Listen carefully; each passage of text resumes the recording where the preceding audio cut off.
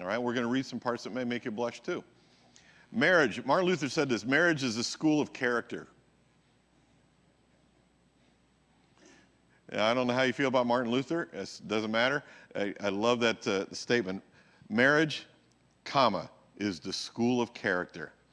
Now tonight we're going to look at marriage lessons for intimacy. And we're just going to go through them one at a time as we look at these things, okay? And I don't know how much I'm going to put them on the board. We're just going to kind of talk.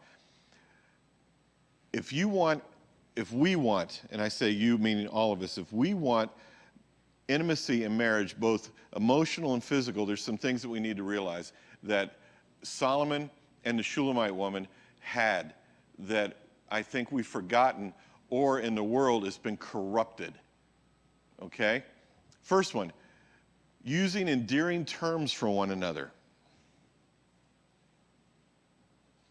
Affection is valuable.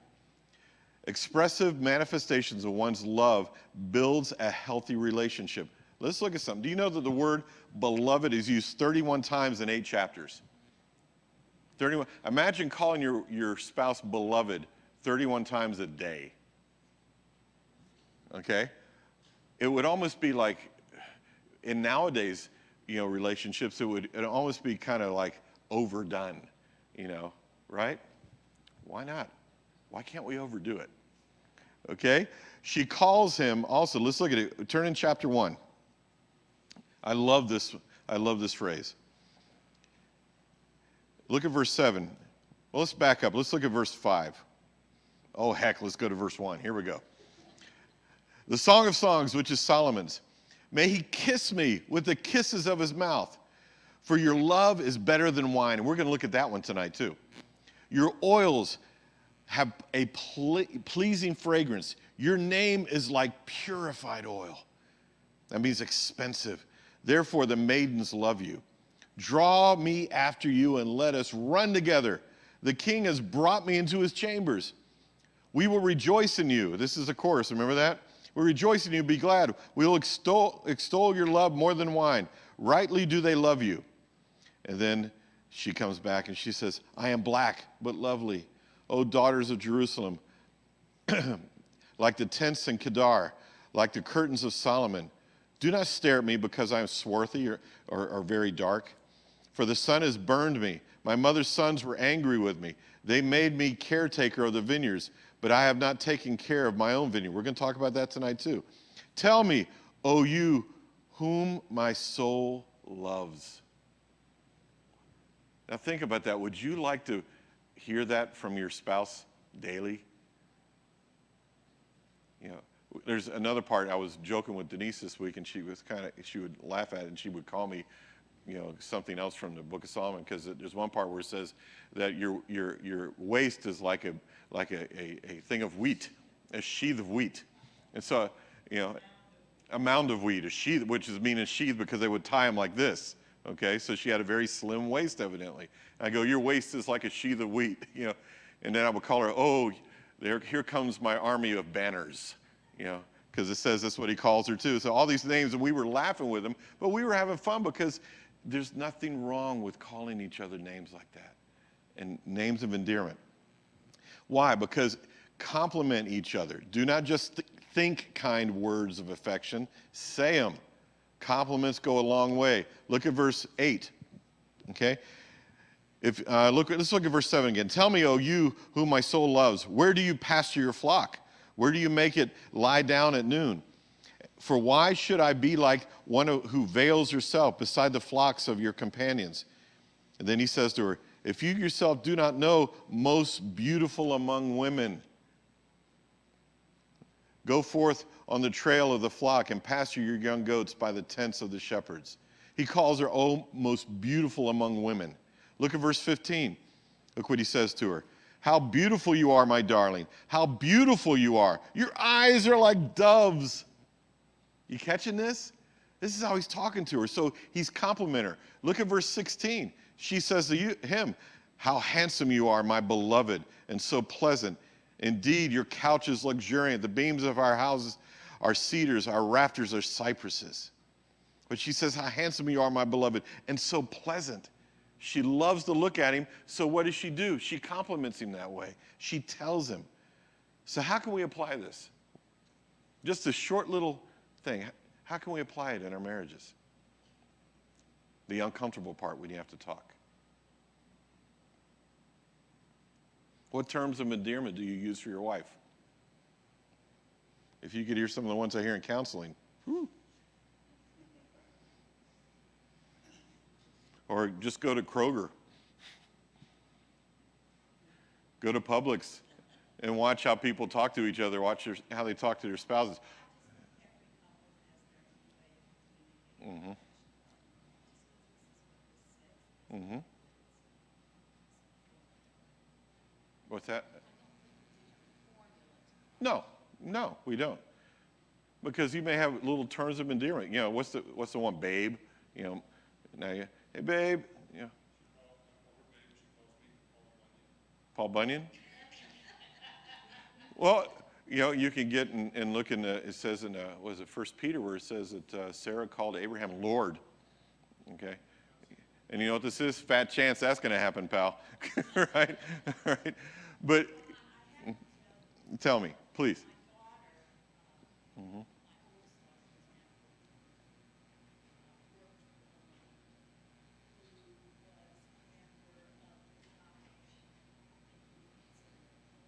Yes. Mm-hmm.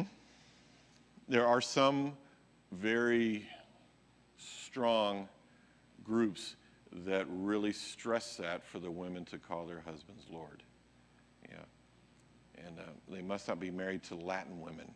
That's not going to happen, okay? And I mean that in a fun way, or very strong women, because they beat the women down verbally to make them submit. And that's wrong, and that's not what this is about.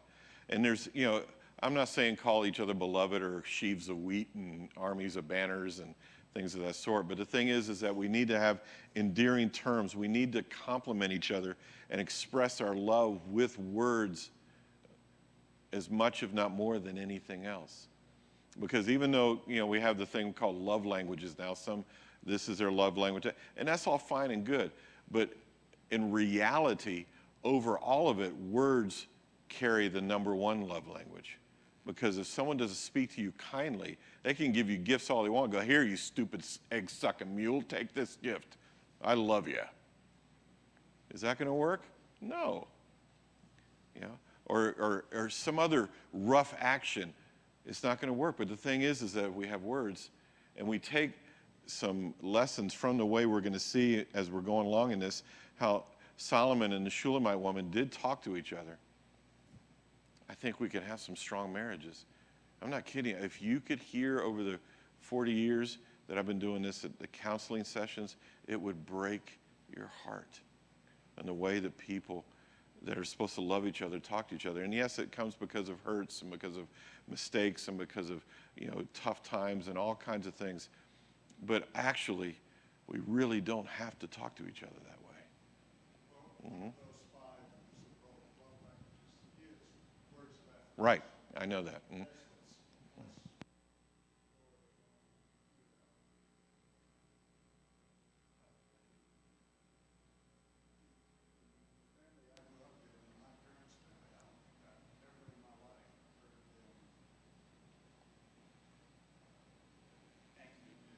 Mm-hmm.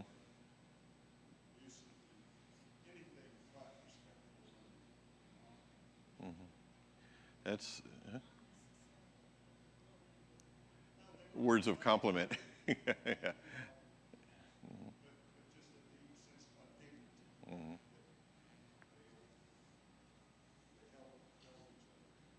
Yeah, and exactly.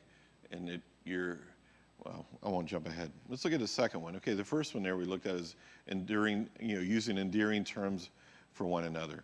Find some names or, you know, nicknames or little things that just between you and your spouse that only you know. You know, have fun with it. Second thing, be sensitive towards each other in everything. Timing in marriage is everything. And I don't mean timing of getting married. That is part of it, but that's not what we're talking about. In any type of relationship, there's timing. Plan times alone. Plan times alone. You're going, what do you mean? Look at chapter 1. Watch this. She says to him, to Solomon, tell me, O you whom my soul loves, where do you pasture your flock? Where do you make it lie down at noon? For why should I be like one who veils herself beside the flocks of your companions? And Solomon says, if you yourself do not know, most beautiful among women, go forth on the trail of the flock and pasture your goats by the tents of the shepherds. Tell me, my darling, you are like to me, my darling, you are like my mare among the chariots of Pharaoh. He calls her a horse.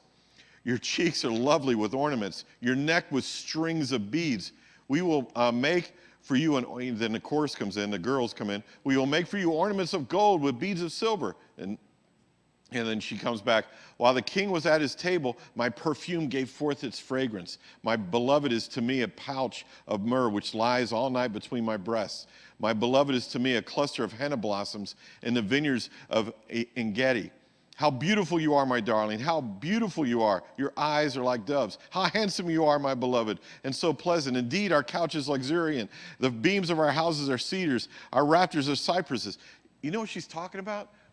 They met somewhere at noon and just were together. And we're not saying they had an intimate sexual time. They could have, I don't know. But this is talking about they're talking to each other while they're embracing, while they're probably hugging, while they're sitting under a tree. Look, our tree, it's rafters. Look at the rafters. It's tree limbs and cypresses. And look, and I can smell your fragrance, my love. You see, plan times alone. And it's tough. When you have little kids, it's like almost impossible. But plan times alone. Find moments, even if you just go out for coffee, find somebody who can watch the kids for an hour and get away and be with each other in some way, shape, or form. Spend some time alone. So what's the application? Look at your calendar. Perhaps you can arrange a time to meet your wife, your husband midday and bless them with your kisses. You're going, that's like corny. No, it's not. Not at all. Not at all. Okay, let's look at another one here. Did I miss one somewhere? Yes, I did. I went too fast. Give gifts. It is a reminder. Give gifts every once in a while. Something. Giving gifts reminds our spouse we are thinking of them. Look at what we just saw a minute ago, what the maidens said to her. They said, we will make for you ornaments of gold with beads of silver. And many that have studied the scriptures believe that in some way Solomon may have even told the maidens to do this. Make her something for me. Give a gift. I remember when, in our early, this convicted me as I was putting all this together, And I remembered the Lord flashing back to what I remember one time I got into Denise's car and I took a thing of sticky notes and I wrote her all kinds of little love letters and I stuck them all over in the inside of her car. But she couldn't see until she got in. They were on the steering wheel, on the seat, on the radio, everywhere. And she thought that was the greatest thing. And then I did it for a couple of days like that. And then other times I would, send her, I would put a little, like for a while she would take her lunch and I would write on her napkin when she opened her napkin up, it said, I love you and have a great day and stuff. And because I would sneak it into her lunch pail or bag or whatever thing it was. Little things like that. Have I stopped doing some of that? Yeah, I have. Confession. And I was putting this together and going, I haven't done these things in a long time. So guess what? I'm going to try to do them. It helps in our marriage. These are not deep, deep truths of marriage of why we have intimacy problems or anything. This is just the stuff right up here that if we start doing this, starts to deal with this stuff down here. Give gifts. So how can we do that? Be thoughtful and purposeful in our expression of our love and desire for our spouse. Okay, it says, an occasional gift says much. Just something. Just something. Some little thing. And it doesn't have to be anything you bought. Write her a note. Write him a note. Here's another one. Be a team or be one person. Approach each and every situation as one, not two. Work as a team. How many of you know what it says in Ecclesiastes chapter 4? Anybody remember that verse or verses? Two are better than one. Now you're saying, well, that seems like it's saying the opposite. It's not. Two are better than one because they have a good return for their labor. For if either of them falls, this is Ecclesiastes chapter 4, verses 9 through 12. If either of them falls, the one will lift up his companion. But woe to the one who falls where there is no one to lift him up. Furthermore, if two lie down together, they can keep warm. But how can one keep warm alone? And if one can overpower him who is alone, two can resist him. And then we use this about the Lord, which is true. A cord of three strands is not quickly torn apart or broken. Do everything as, or think as one person. When I do marriage counseling with couples that are going to get married, especially young ones, because today everything is very independent. You know, they love all the show of it all, but when it comes down to it, they still want their own lives. Well, I can still do this with my buds. I can still do this with my girls, And they say that, and I look at them and I go, no, you can't. And they go, well, wait, but yes, we can. And most people will probably argue me down, even older people. You can't. I said, no, you can't. You can later on as you settle your relationship. But at first, it says, man shall leave his father and mother. And we say, well, that's just my mom and dad. No, that means leave that life. You leave your life, and you come and you make a new life together. There's where most fail, because we think, I'm going to be still independent, but I'm going to be married, and so I can be around them when I want to and be around them. No. The two become one flesh. And I get argued down many times, but most of them lose, because it's in the scriptures. My life belongs to my wife, and her life belongs to me now. And we're one flesh. Do things together. There's no lone wolf lifestyles anymore. Two can accomplish much, and with Jesus as the third, nothing's impossible. The neatest thing that, I'm going to keep talking to you guys, say something. The neatest thing that I thought was when Denise and I got married, and I can only talk about us, is that in the Latin world, a woman keeps her maiden name. They either hyphenate or they just keep it in there like a middle name. And it's like a respect to the parents, a respect especially to the father. And when we got married, her father says, so you're going to keep Ortiz? And she goes, no. And he got very upset with that because it was like a disrespect towards him. And she goes, Dad, it's not disrespectful towards you. I want to respect my husband. And I never asked her to do this, and I was expecting that to happen. Denise Ortiz Wallace. And she goes, no. She goes, I'm going to take his name because I'm marrying him. And Dad, I hope you understand that. And he didn't at first. But later on, he's commended her for doing that. He goes, I'm thankful you did that. He goes, that was very, very honorable on her part. Because why? She gave her life to me. And I gave my life to her. And we've developed a new life together. And that's what this is about. Be one. Be a team. Be together on everything. Decisions. Talk them out. Come together on all decisions. Don't, I took out $2,000 to, go someplace. And don't tell your wife? That's wrong. Or if she does that,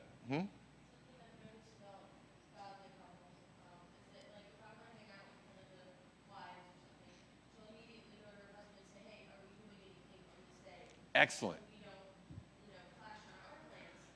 Mm-hmm. Mm-hmm. Mm-hmm.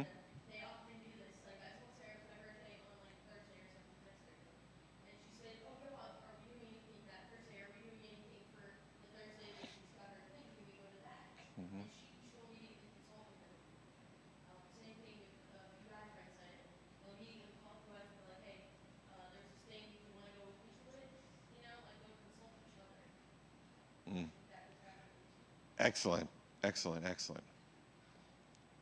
Okay, let's go to the next one. Be sensitive to details.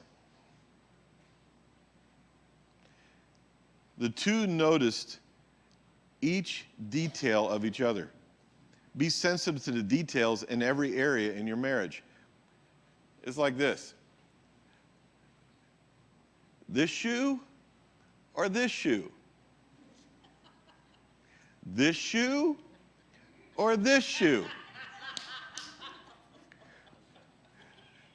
Or, honey, do I look fat in this dress?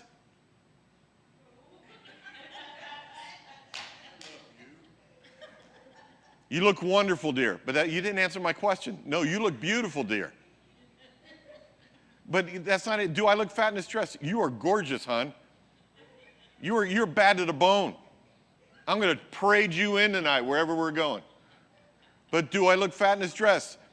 Honey, you're gorgeous. Or you come out and he goes, does this tie look okay? It's fine.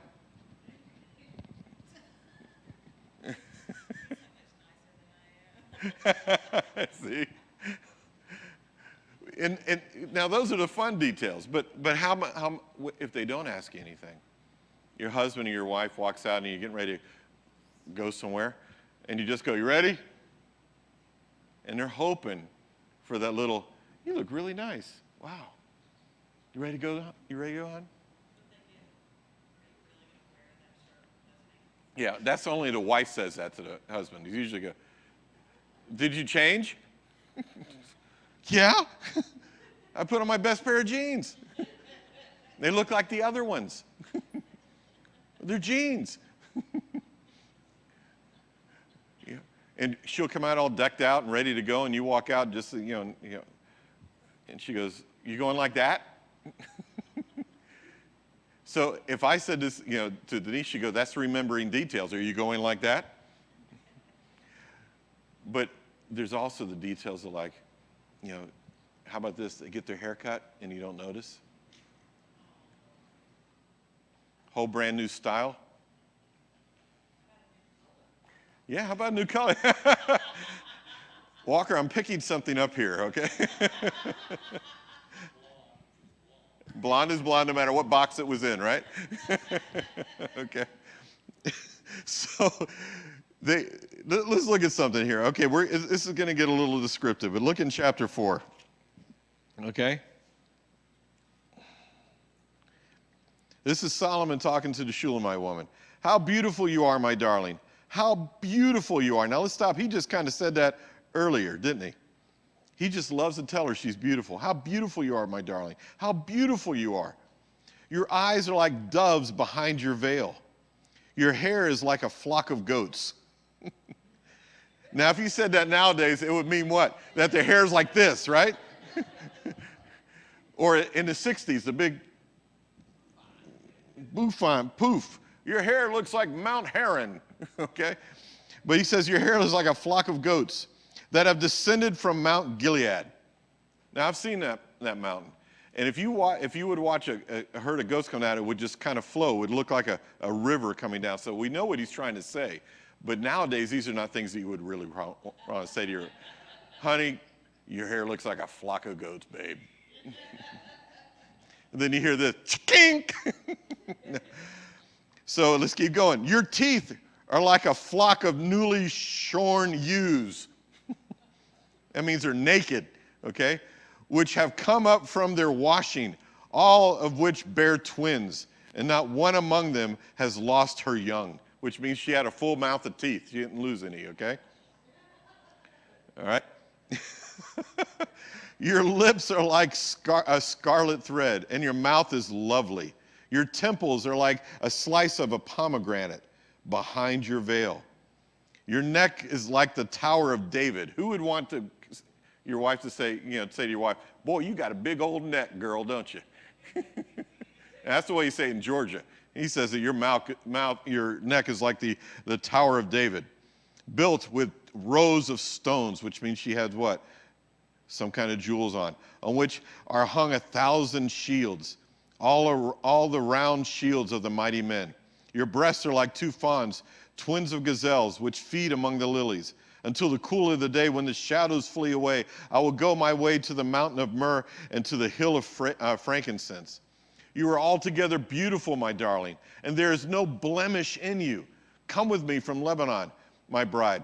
May you come with me from Lebanon. Journey down from the summit of Amanat, from the summit of Sinir and Hermon, from the dens of lions, from the mountains of leopards. You have made my heart beat faster, my sister, my bride. You have made my heart beat faster with a single glance of your eyes. with a single strand of your necklace. How beautiful is your love, my sister, my bride. How much better is your love than wine, and the fragrance of your oils than all the kinds of spices. Your lips, my bride, drip honey, honey and milk under my tongue. And the fragrance of your garments is like the fragrance of Lebanon. A garden locked is my sister. And goes on and on and on and on. Man, did he notice the details about his bride? I think so, didn't he? Okay, is this making anybody uncomfortable? Hope not. Let's go to another one. Let's go to chapter 5, verse 10. Look what she says about him. My beloved is dazzling and ruddy, outstanding among 10,000. His head is like gold, pure gold. His locks are like clusters of dates and black as a raven. His eyes are like doves beside streams of water, bathed in milk and reposed in their setting. His cheeks are like a bed of balsam, banks of sweet-scented herbs. His lips are lilies dripping with liquid myrrh. His hands are rods of gold set with beryl. His abdomen is carved ivory. He had a six-pack inlaid with sapphires. His legs are pillars of alabaster set on pedestals of pure gold. His appearance is like Lebanon, choice as the cedars. His mouth is full of sweetness, and he is wholly desirable. This is my beloved. This is my friend, O daughters of Jerusalem. Wow. Name me one man that wouldn't want his wife to say that about him. Even when he's like, old and a little chunky. Okay? See, they noticed the details of each other. As the Lord in his great love knows every hair on our head, Luke 12:7, so we should love the same way. What am I saying? Know the details about your bride, how she looks. I said last week, I still remember the perfume that Denise wore when I first met her, because I was sitting back of her in church. And I can still smell it to this day. And she found it the other day in a store. It's now considered a cheap perfume. But she put it on, and it was like all my memories just came flooding back when I saw her for the first time. Because you want to remember those things. You want to remember details of what they like, what pleases them, things that make them happy, things that you want to remember things that make them sad, because you don't want to do that. You want to remember things that minister to them in any way. Like putting your underwear in the dirty clothes. Putting your socks in the dirty clothes. Things of those like that. And she'll want to remember things that make, like with me, I was talking with, a couple the other day. And in my house, the way I was raised, my mother was a neat freak. I mean, when we got out of bed, it was like the military. We got out of bed, before we went to the restroom, we made our bed. Our beds were made every day, even Saturdays. She is. And we picked up there was nothing laying on the floor, ever. If we could play on the floor all we want, but when we were done, stuff was put away immediately. When we went into the kitchen, there was no such thing, even before dishwashers. There was no such thing as a plate left in the sink. Okay? When we were done eating, whether it be peanut butter and jelly or whatever, we were taught from when we could reach over and do this thing, we were taught to wash our stuff, put it in the drip dry thing there. And so that's the way it was. So you know what ministers to me is when I come in and I don't see 15 dishes stacked up in the sink, because it's like, oh man, I want to go. Linda, Jesse, do you, what's going on? But then I also have to remember that I'm going to find my wife's coffee cup in many places during the day. Sometimes I'll find one she used 3 days ago. And so what do I have to do? Breathe, pick it up and take it in and wash it out, or put it in the dishwasher, one of the two. Usually I wash it out. I wash it out and put it, and what do they call that thing? The strainer. I call it the drip dryer. Yeah. So, and I'll put it, details. What can minister to them? not just the physical stuff, which we need to, because let me tell you, most people nowadays, as we get settled in our marriage, forget to compliment, or forget that, how about, when was the last time when your wife walked in that you heard her voice and you got, good chills? Not like fearful, okay, because you did something wrong, okay? But that, you heard her voice, is like, that's my girl. Now, I know that you two do that, okay? All right, but think about that. Or when you see your husband standing there, talking to a group of men or a group of people, you look at him and you go, God, I hate this phrase, but I'll say it. That's my man. I can't say, I know you like that one. This is me, okay? This is me, not imposing that on you. Because I think it's overused in some ways. But, man, that's my husband. God, he's a good-looking guy. He carries himself well. His legs are like pillars of cedar. His stomach is like a keg of fine wine.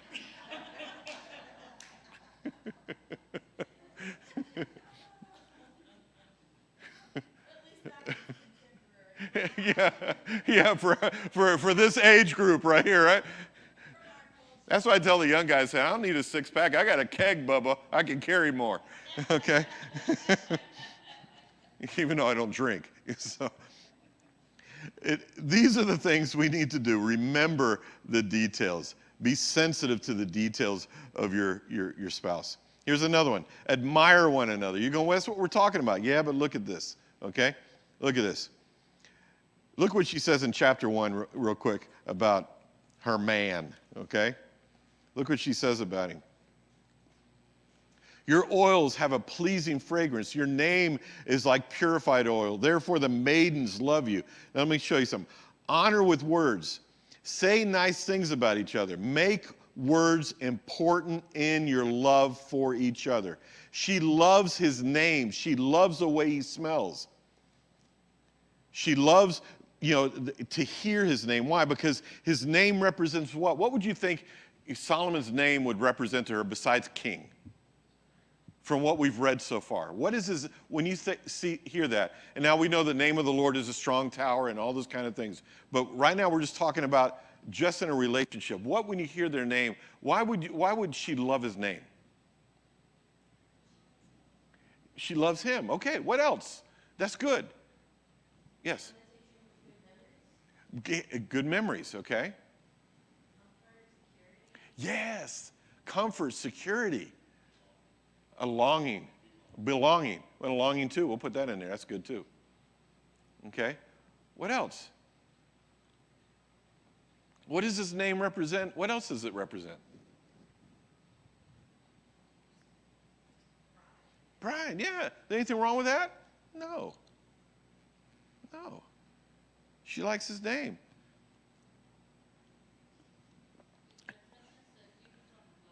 Yes, thank you. Thank you. I was waiting so we could get that. It's a gift.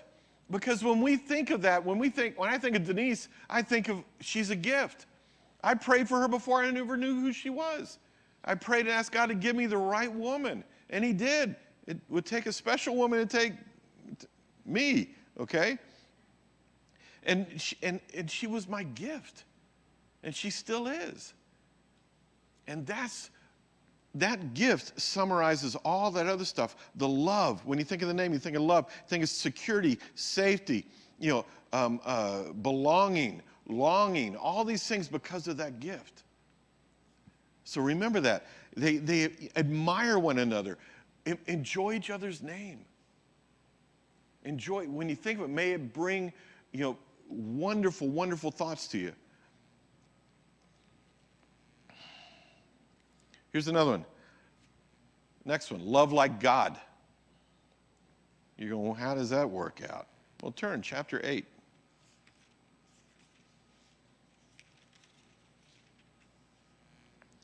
Love each other and display your love for each other like God does for you. Look at chapter 8. We're going to look at, we'll just read the whole section almost. Okay, look at verse 3. Let his left hand be under my head, and his right hand embraced me. So what is he doing? He's doing that old time movie thing where they would, almost like a dip, like holding her and, Scarlett, I love you, that kind of thing, all right? Holding him dearly, holding him close. But you know what else is going on here? We're going to let it unfold. Let his left hand be under my head and his right hand embrace me. I want you to swear, O daughters of Jerusalem. Now, here's Solomon.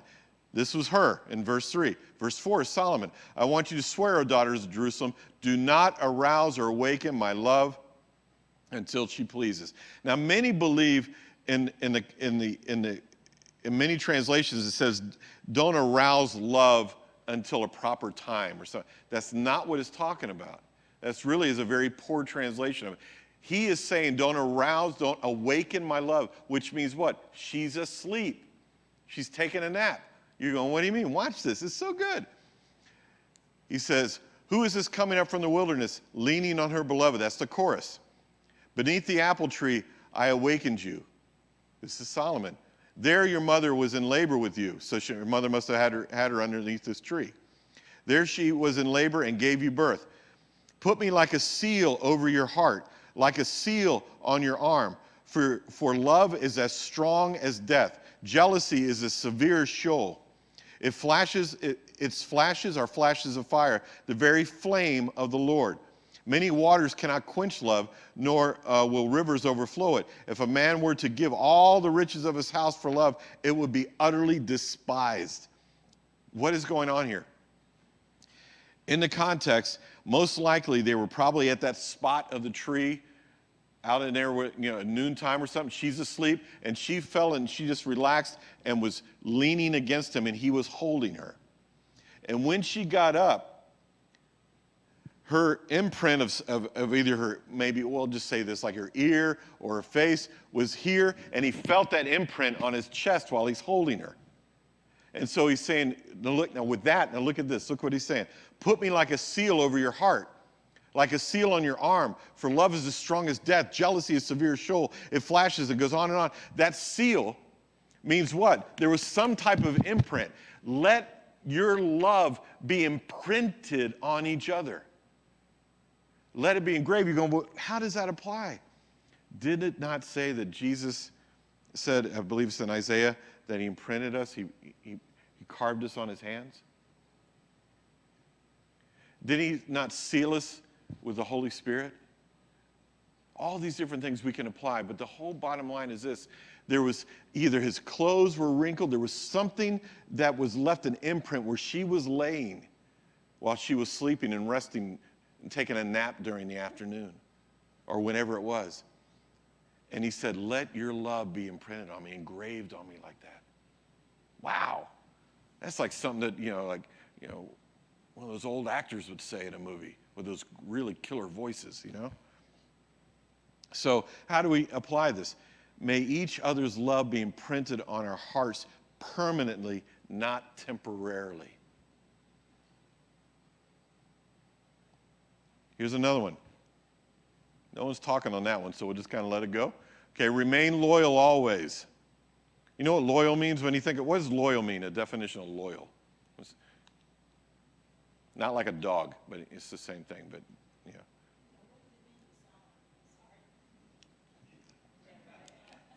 Yeah, Mr. 300 wives and 700 wives and 300 concubines, right? I can't answer that one. I'm not even going to try. All right? But what does loyal mean, other than Solomon's version of it? Okay.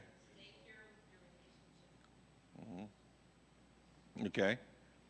Today's dictionary says is giving or showing firm and constant support or allegiance to a person or an institution. But it's interesting.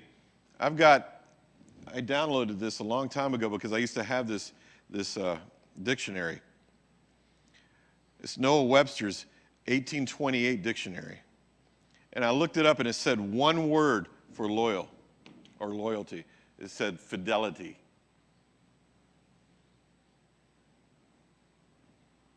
I thought that was really interesting. So how do we remain loyal? Male or female, don't look at pornography, because that's adultery.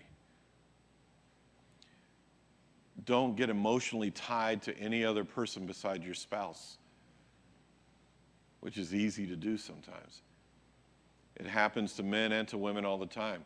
They get emotionally tied in. It's called emotional adultery, because you're not getting your emotions met by your spouse. And so you'll go and talk to another woman, and we'll use it from a male perspective, another woman about it, and you all of a sudden, they go, yeah, I feel the same way. My husband doesn't give me, and you get this emotional tie. I've seen that happen to pastors where there was nothing physical happening, but they were emotionally tied to another woman. And I've seen it non-pastors. Be careful with that. Be loyal. Be loyal to your wife. Be loyal to your husband in that way. How do we apply it? We do not understand or know it all, but this story is bigger than both of us. It displays our faith in God, meaning this. We're going to make mistakes in marriage, and we can see that Solomon made lots, like 700 of them and 300 more. Okay, mistakes. And instead of just keeping to the Shulamite woman. But the thing is that my wife and I's marriage isn't just for this part of time. Because if the Lord tarries, that marriage has been imprinted in our children, and then they're going to imprint their relationships from what they learn from us into their children, and it's going to keep going. And it's going to keep going. It's not about me and her as much as we think, but how we relate to one another, that our children know that no matter what, mom and dad love each other. Even when they can, fight like a Puerto Rican and a Scotsman, okay? And blades fly, And I don't mean it. I say that in jest. It's not that bad, trust me. But we are together and we are unified no matter what. And that has got to be instilled into our family, because our relationship shows more than just how we love each other. It shows our faith in what we believe in Jesus Christ. So when I'm remaining loyal to her, I'm also remaining loyal to the Lord. Why? Because that demonstrates my faith in Christ and how I believe he has commanded me to live and what I believe his word has said. Am I making sense? So it's bigger than just me and her. Yes, sweetie. You say that a married couple is also an example to a courting couple that's looking to decide whether or not marriage is right for them? I didn't hear all that from a... You say that a married couple is like an example to a courting couple. Yes. Yes. Not just to their own kids, but to other couples around them. Many times very young couples that are getting married, like, their early 20s or maybe late teens and type, I tell them during that time, if you feel like getting married, take a year, make your engagement a year long, at least, and find you a couple that you can be mentored by, that you respect, that love each other in that. And that's part of the marriage counseling that I will do with them. Now, if, the people have been married before and they're getting married again, then I tell them, find somebody still if you can and look and watch their marriage. And after you get married, still be in contact with, be accountable if you can to them, so you can pattern your marriage a lot like theirs that you respect. That's one thing Denise and I have always wanted, is to be an example that people can say, that's what I want. That's what I want to have in my marriage. It's not perfect, but it's real. Like Rich and Mary. I mean, they're a great example. She's going, no, we're not. Okay. But I know how he talks about you. Okay? And he talks about you wonderfully. Wonderfully. And it's a witness to me on how he loves you. He does. He adores you. I mean, he adores you. It's sickening he adores you so much. No, I'm kidding. I mean, I can't get him to shut up, about you. No, I'm joking. I'm joking. He does talk about you wonderfully. And that's another couple. That's a couple you could pattern after. Okay? So there we go. Love like God. Love like God. Next thing, remain loyal always. We already went through all that, okay? Here's another one. Money and things do not produce love. And I hated it, but it was so funny. As soon as I wrote that down, I'm going, okay, what can I say about that? All of a sudden, can't buy me love. The Beatles song came blasting through my head. So I looked it up on YouTube and watched it. And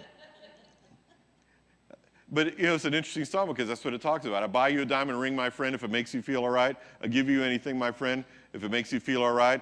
I don't care too much about money, but money can't buy me love. And things cannot produce love. Look at chapter 8, verse 7. Look what it says. Many waters cannot quench love, nor will rivers overflow it. If a man were to give all the riches of his house for love, it would be utterly despised. That means it'd be worthless. You can't. So what is he saying? Love is priceless. True love is priceless. You can't put an amount on it. You can't put a cost on it. It's priceless because love, the only one that could actually, and I will say this, put a price on love was Jesus himself. God, the perfect one, when he gave his life. And so he said, in that, he said what? If we're going to love, no greater love hath any man than he lay down his life for his friends. That means everything I have is yours. And even that is not good enough. So how do we apply this? True love is a commitment that is priceless. It cannot be bought for any price. I feel like I'm doing all the talking. You guys got to jump in a little bit more. I've met a lot of very wealthy people over the years of ministry.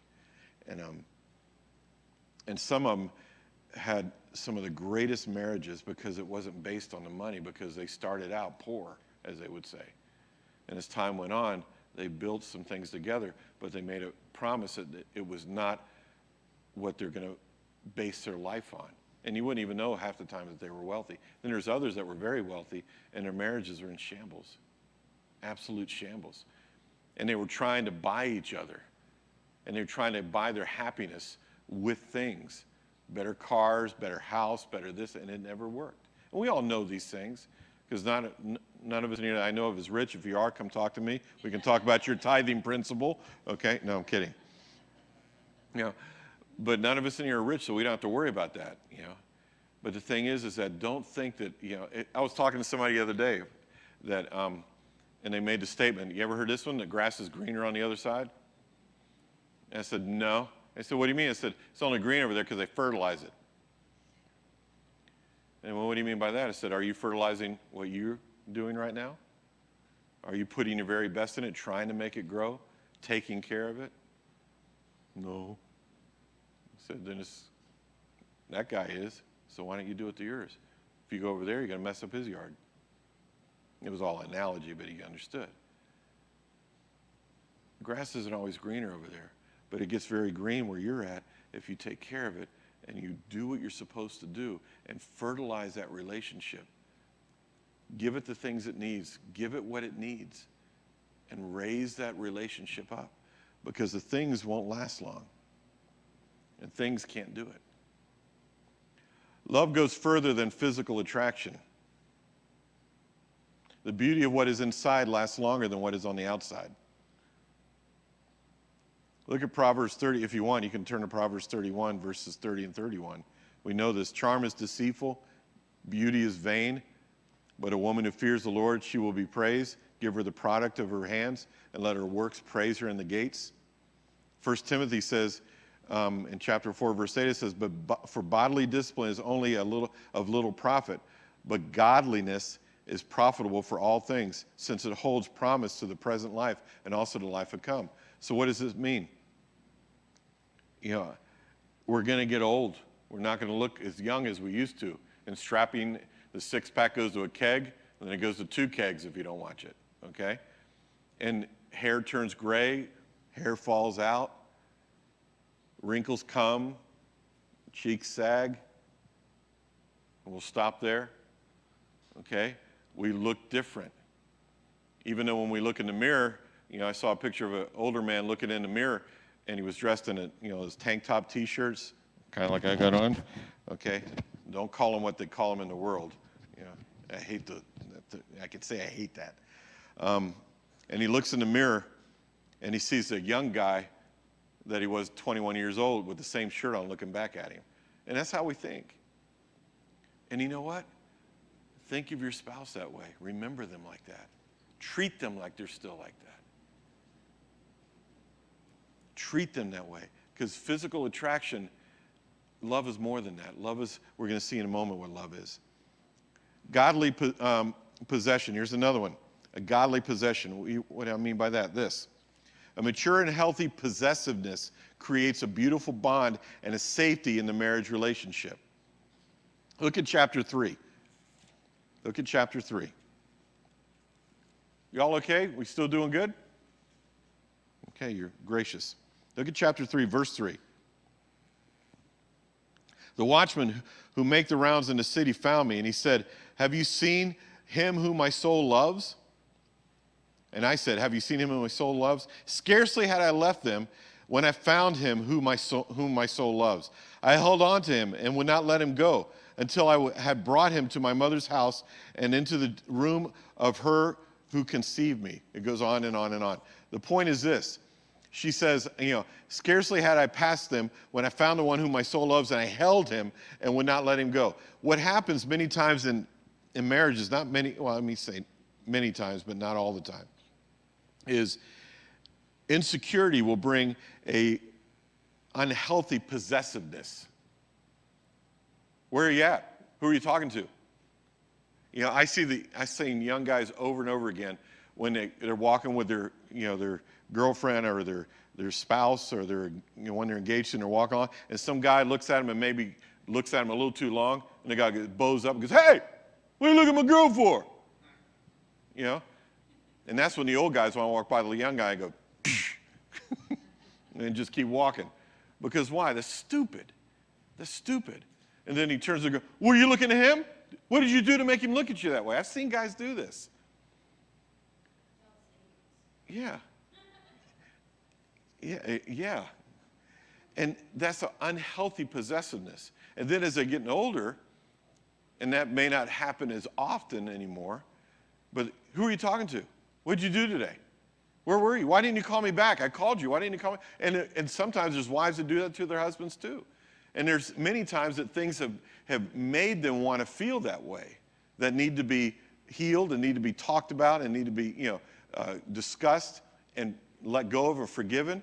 But sometimes it's not. It's just the personality that they brought into the marriage that is from the past or maybe the way they were raised. But the bottom line is this. In a godly relationship, your spouse should feel protected and safe, not smothered and caged. I'm going to say that again. Protected and safe and not smothered and caged. She loved Solomon. And when she found him, she grabbed a hold of him. And she held on to him. And we need to do that with each other in here. But at the same time, when we hold on to him, it doesn't say that she had him by the throat and squeezed. And we can't do that in our relationships. And if there's things that make one feel unsure of the other's love, it's something that either get some counseling, go talk to somebody, go talk to a friend, or talk to each other and find out what that is and let it go. And if it's been brought in from a past or a former relationship or something, forgive, realize that person that you married is not that person that was over here. Am I making sense? Yeah, hold on. Let's see. There you go. That's musicians, I'll tell you. Always thinking of music. How do we apply it? Let our actions express the joy and the freedom that God intended couples to have inside of marriage. Joy, freedom. Choking and smothering and caging a person in a relationship is not freedom, and it doesn't produce joy. Here's another one. So we move from what? Possessiveness to steadfast love. That's the next one, steadfast love. In a marriage, there are many ups and downs, trials and tribulations, but a strong, committed love brings a steadfast, safe assurance for both now and for the future. I'm going to read that again.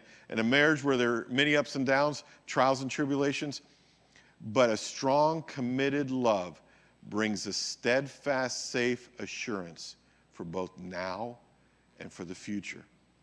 Love endures all things. 1 Corinthians 13:7.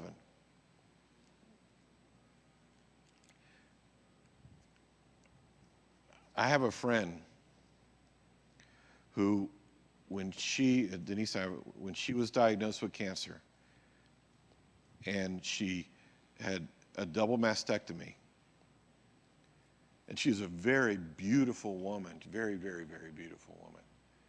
And when that happened, it just like, to her, it took her beauty away. Her husband couldn't handle it and divorced her because she had no breasts anymore.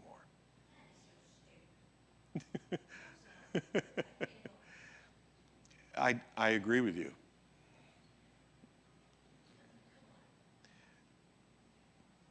And he would not stay because of that. Because why? What was the attraction? Her beauty. A trophy on his arm. He was a handsome man too. And it broke my heart. It broke Denise's heart. Steadfast love means this. I'm going to read you something. I've said this thousands of times, but I still got to read it. When I'm standing there and a couple is standing in front of me and I make them hold hands and I look at the husband and I say, repeat after me. You know, I, William, take you, Mary Beth. Remember this day? Yeah. If I remember, I think I was too, right? To have and to hold from this day forward, and he says it. For better or for worse, for richer, for poorer, in sickness and in health, to love and to cherish from this day forward until death do us part. That's what we say in some way, shape, or form. And I make sure that that's usually in every wedding, even though the couple may want something different, I will get it in there. Okay? Because that are words that express that my love for you is steadfast. And I'm committing myself to you no matter what happens in our relationship. So steadfast love is a picture of the way Solomon loved the Shulamite and the Shulamite loved Solomon. Here's the next one. We kind of talked about this before, but it's a little different. Cards and notes. Jesus wrote his love on the palms of his hands, Isaiah 49:16, and also in John 20:25. Because he says, Thomas said, I'm not going to believe unless I can see the holes in his hands. Well, Jesus wrote them there. Write your love to each other from time to time, other than holidays and birthdays. How do we apply it? Give tangible reminders to your spouse, the one you love. Something that gives a lasting, visible testament of your love. Write her something that she will keep. Write her a card. In fact, I didn't know it for about a year or so, but Denise took all those notes that I put in her car that one time, and she put them in an old photo album. And I found it one day when we were going through that. I said, I didn't know you kept these. She goes, yeah. And then I found some other things that I wrote her in her early marriage and actually when we never really dated, but in what you would call dating, and she put them all in there too. Little pictures I drew her, You ever seen that, I guess it's a gum commercial where the guy draws a picture on the empty gum wrapper? I did that first.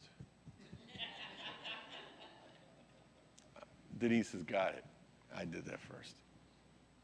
I drew a little mouse and said, I love you. And so cards and notes, do it. Romance each other. Here we go. Romance each other. God loves romance. Thus we have the book of Song of Solomon. Treat each other not just as a spouse. And listen to me closely. Those that are not married and those that are married, and no matter how long you've been married, hear me on this. Hear me. If you didn't hear anything tonight, hear this, okay? Don't always treat each other like a spouse. Treat each other like a lover. okay? Treat each other like lovers. They treated each other like lovers in this thing. But they were married. It talks about their marriage in there. And that love and that romance kept going. Treat each other like that. I'm not going to get descriptive, but you can understand, all right? Treat each other like that. Do little getaways. Do little sneak around moments, okay? Grab your wife when the kids aren't looking, pull around a corner, and just plant one on her that just, makes her knees go weak and she falls to the ground. You walk around, love you, baby. Okay? All right? And I'm not trying to be gross. That's not gross. That's what we should be doing with each other, okay? My kids, when they see me do that or Denise do that to me, they go, gross. And I go, and then Denise like, that's how you were made, boy. Okay? And that's not being gross either. It's not being vulgar. Because your children need to see some affection in that way. Because if they don't, they'll think this is the way marriage is, and they won't do that with their spouse either. They need to see some type of affection, some physical hugging, squeezing, kissing, sitting on the couch, snuggling, okay? That kind of stuff. They need to see that. They need to catch you kissing your wife around the corner or your husband. Those things are what builds that excitement. And that's what builds that when she looks at you from across the room, your knees go weak. Because what are you going to think about it? I want to kiss those lips. You're going, this is gross. Let me tell you something. I'm going to say this. And it's not mine. I stole this, but it was too good not to steal. Okay? Or I'll say this. Stop pecking each other. You're going, what do you mean? This. Bye, hon. Love you. Most therapists, and I mean godly therapists, tell their couples that they're dealing with that have some intimacy issues in some way, shape, or form. Because what happens is when you get married, and it's the truth, because I've caught it with Denise and I, we do it. Is there anything wrong with doing it every once in a while? No. But don't let your kissing now be limited to just that little bye. One therapist called it a dry lip wall. And I'm not trying to be gross, okay? He says, put some saliva on that kiss. Okay? And he's not being gross. There was a point in that, okay? And this isn't the sloppy wet kiss song. Okay. Don't do that peck, because what that peck says is that romance, to a point, has waned. Every once in a while, that's fine. But kiss your wife or your husband like you mean it. Give them something that they'll remember when they walk out the door, okay? And if you're not awake, send them a kiss on a text message, okay? You go, or something like that, okay? Send it to them. It sounds funny, but do that. Romance each other. Bring that fire back. Do what needs to be done to replace what the enemy steals it, because we're supposed to be passionately in love with each other all the way to the end. And things change, and there's things that happen over the years. And we won't get into details, but you know what I'm talking about. That things, but the fire is here. You understand what I mean by that? The fire is here.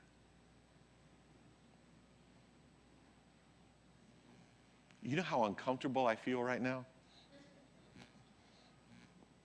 Okay, here's the next one. Where are we at? We good? It's 8:09, and we still got a couple of pages. You want to keep going? Is this all right? You bored? Would you tell me? Okay. Celebrate each other. Love is not jealous. Okay? What do I mean by that? 1 Corinthians 13:4 says love is not jealous. Look at this. Look at chapter 2, verse 3. Look what she says. Like an apple tree among the trees of the forest, so is my beloved among the young men. Okay? In his shade I took great delight and sat down. Now, she was saying Solomon must have been a big old guy, probably strapping man the way she describes him. And she sat down literally probably in the shade right next to him. But here's another thing. And this can apply to husbands or wives. When we say nowadays, I'm just standing in your shade. That's not a good thing. It's a negative thing, which means you're out front, you're getting all the praise and the glory, and I'm behind you. No one can see me. I'm in your shadow. We can't be jealous of each other. I know marriages that husbands and wives get jealous of each other's success. And they're in competition with each other. I know husbands that have gotten mad at their wives because they're more spiritual than the husband is. And sometimes vice versa. And I know parents that have gotten jealous because their kids made it bigger than they made it. And love is not jealous. Celebrate each other. Sing praises of each other. I don't mean literally, but sing the praises of your spouse. Tell people, man, my husband or my wife, she's a one. Sing their praises. Be okay with that. Celebrate the accomplishments of each other. Never compete. Be each other's cheerleader. Our spouses should know that they are number one in our lives, and there is none that surpasses them or even comes close.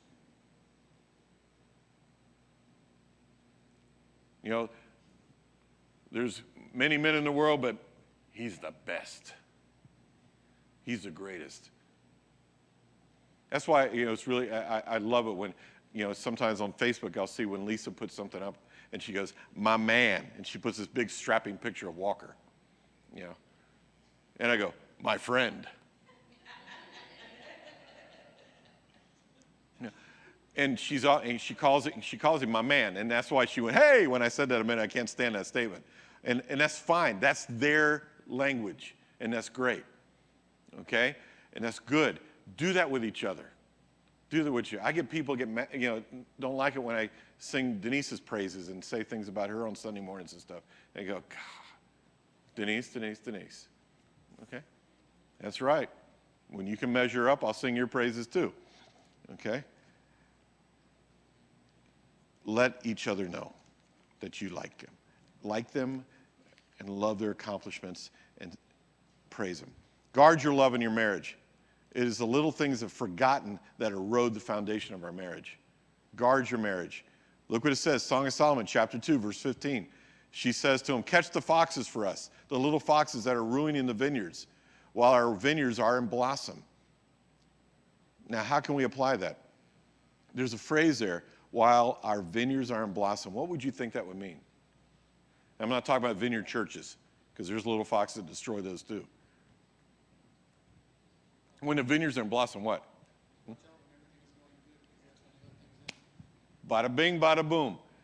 Watch out when everything's going good, because that's when little things get in. When everything's going well and the blossoms are blooming and everything's great and the money's rolling in and stuff, be careful. Be careful. Catch those little things that are gotten into your marriage. Catch those, stop them, kill them. Stop them. In our marriages, there are little things that get in the way of our lovemaking and spoil this sacred time together. And I'm not just talking about lovemaking in the sense of in the bedroom. Okay? So, in our making of love, in our sharing of love, and even in those times too, don't let those little things get in and destroy. Stop them. Stop the little things in your marriage. Name me a couple little things that can get in. Some little things. Resentment? What? Work? Can work get in the way? Yeah. And it creates resentment. Your own children can get in the way.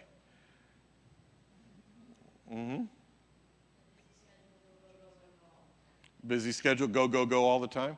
Okay. In today's society, do you think children are worshiped?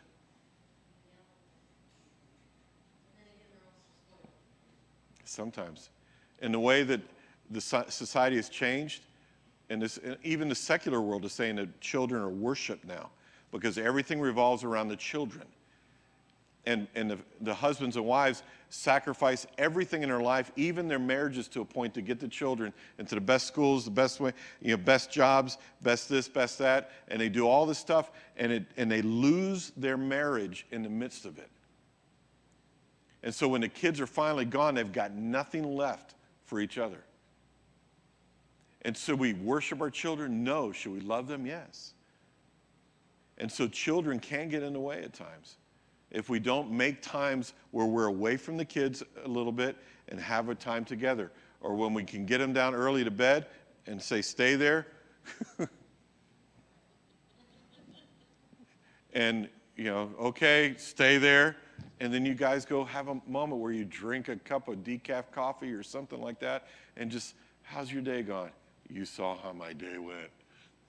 Okay, the kids drove me crazy. How'd your day go? And talk about it. Talk about your day. Sit and snuggle for a moment. I'm not going to ask you to, but when was the last time, for those of you that are, have spouses, when was the last time you just sat on the couch with nothing on and just held each other? I mean, nothing on as in TV. I thought about that. I went, oh boy, I caught something. Okay, that woke you all up, didn't it? It woke me up. Excuse me while I just turned red like my shirt, okay? I was thinking of TVs and phones and things like that. If you want to go the other route, God bless you, more power to you, okay? But with no disturbances and just held each other for a moment. Well, that one just went right out the way, so we'll just move on, okay? You get the meaning, all right? Here's another one, forgive quickly. Forgive from the heart, Jesus said in Matthew 18:35. Every time, forgive quickly. True love, God's love, cannot be given without forgiveness. And I wrote this on Facebook today. Forgive quickly and often because marriage happens in real time. Forgive quickly and often. Forgive each other. Don't hold anything. And, I'll say Denise taught me that probably more than anybody else. I've seen her. She forgives quickly. Quickly. Doesn't mean she doesn't get upset and doesn't get hurt, but she forgives quickly. And she's always says, we're not living back here. We're living out here. Forgive quickly because marriage happens in real time, because if you don't, it turns to bitterness, it turns to all this stuff, and then you lose years that God was going to give you. Remember and treasure your wedding day.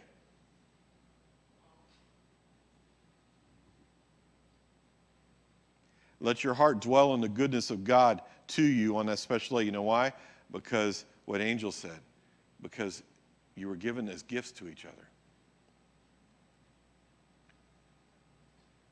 In chapter 3, verse 11, it says, Go out, O daughters of Zion, and look upon King Solomon with the crown with which his mother crowned him on the day of his wedding, on the day of the gladness of his heart.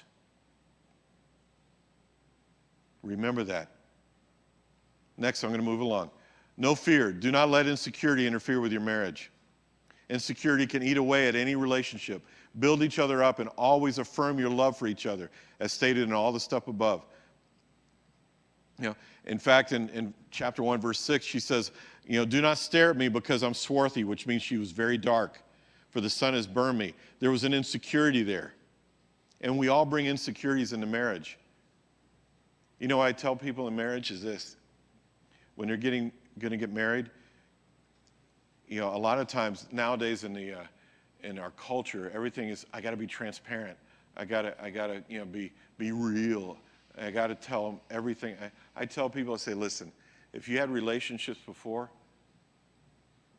they're over now.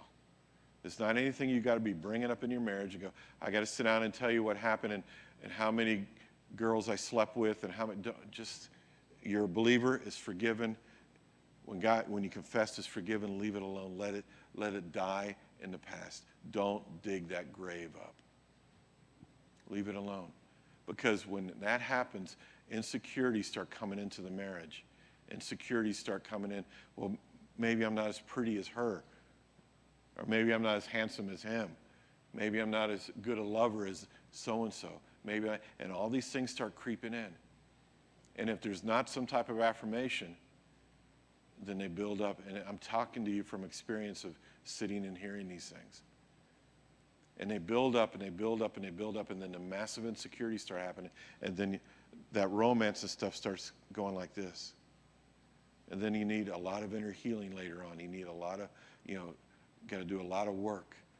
So let the past be the past. Don't dig the graves up. Leave them alone. Nowhere does it say we have to go all the way back there, because God says, I remember them no more, which means he doesn't forget them, but he never holds them and brings them up to our charge, our sin, because God can't forget. Nowhere in the Bible does it say he forgets, because if he forgets, then he's not all-knowing. Is that word in the Hebrew where it says, I remember them no more, it means this: I hold them not to your charge. That debt was paid. There's a record of that. But it's not held to your charge. It will not be brought up to you. Don't bring up the stuff from the past. Treasure that wedding day. Make it, don't be insecure in your marriage. Let that stuff go. Be confident. Your husband or your wife chose you above everybody else. Let that be enough. Okay, last thing. 2 important lessons from the book are this: Christians should communicate well with their spouses. And the second one, Christians should praise their spouses with specific compliments. What takes place outside the bedroom is very, very important to what takes place inside the bedroom. That make you uncomfortable? Sorry. Okay? What takes place out,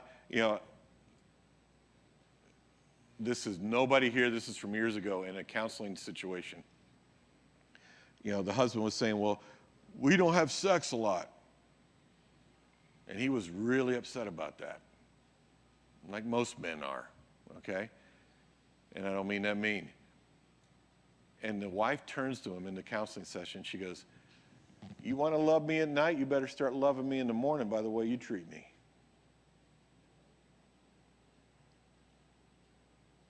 And it was like one of those things where he went, because she just gave you one of these. And it's true. It starts in the morning. It starts by how we treat each other. We want the passion at night, or the passion when we have those intimate moments. Well, then create the passion way before that time by how you treat one another. Let me ask you a question. Does God treat us good? Does he love us? Does he affirm us? Does he provide for us? Does he take care of us? Does he express his love? It says his mercies are new every morning, every night, every morning. Every morning his mercy is new. It means when we get up in the morning, his forgiveness and his love and his mercy is there immediately when we open our eyes. Do the same with your spouse. Let them know you love them through the day. If 2 people make it their life's goal to walk in the humility of Jesus, everything in their relationship will take care of itself. I said that last week. If 2 people make it their life's goal to walk in the humility of Jesus, everything in their relationship will take care of itself.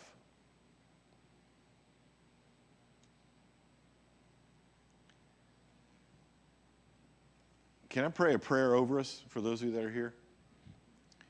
This prayer is taken from the scriptures, but it comes from that verse in chapter 4, verse 16 of Song of Solomon. It says, awake, O north wind, and come, wind of the south. Make my garden breathe out fragrance. Let its spices be waft abroad. May my beloved come into his garden and eat its choice fruits.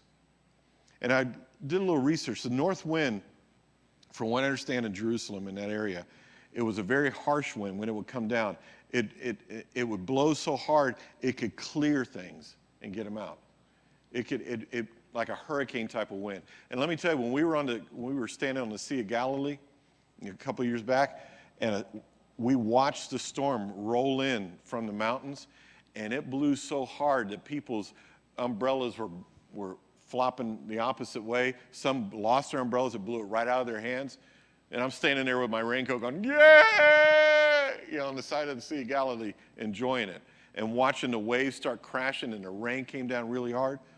But then the south wind is different, because the south wind, from what I've read, and I can't say I experienced it that I know of there, when the wind would come in from the south, it was a very gentle and very soothing wind about every time. in that area. So it makes sense with awake, O north wind, and come, and wind of the south, make my garden breathe out fragrances. So here's the prayer. If you want this prayed over you, then please just bow your head with me, and I'm going to pray this because I'm praying it over me too. Father, may your breath come and blow upon the marriages here at MVC. May it purge and clear all hindrances and strongholds in each. May it clear the air of any misunderstandings, deceptions, harsh words, hurtful actions, and anything that has given the enemy the right to steal, kill, and destroy. May your breath tear down the false imaginations and speculations and every lofty thing raised up against the knowledge of God in our marriages. Father, may you breathe upon our marriages comfort where pain and suffering has happened. May your healing breath bring peace to storms and turmoil. May your strength fill our hearts and love for each other so that we can stand against the wiles and schemes and attacks of the enemy and walk in your love and truth. So, Father, fill us afresh with your love, and may our love for each other be as passionate as your love is for us. In Jesus' name, amen. Well, there you go. Thank you for enduring the north wind blowing on you and a teaching. Thank you for coming tonight. I hope it was beneficial. Here's the notes if you want them. All those things that we talked about are right in here. Okay? I think there's 15 copies. You guys can enjoy them. Those of you that like those things. And they make great birdcage liners if you don't want to read them. And thank you for being here tonight. And next week, we're going into Isaiah. And we're going to finish this out. And then next year, we got a whole different thing we're going to do, which I think is going to be fun. And hopefully, Rich will help me on some of that next year. And it's going to be very interesting. Next year, we go to school. What kind of school? You got to come and find out. All right? See you guys later. Thank you. Let me go.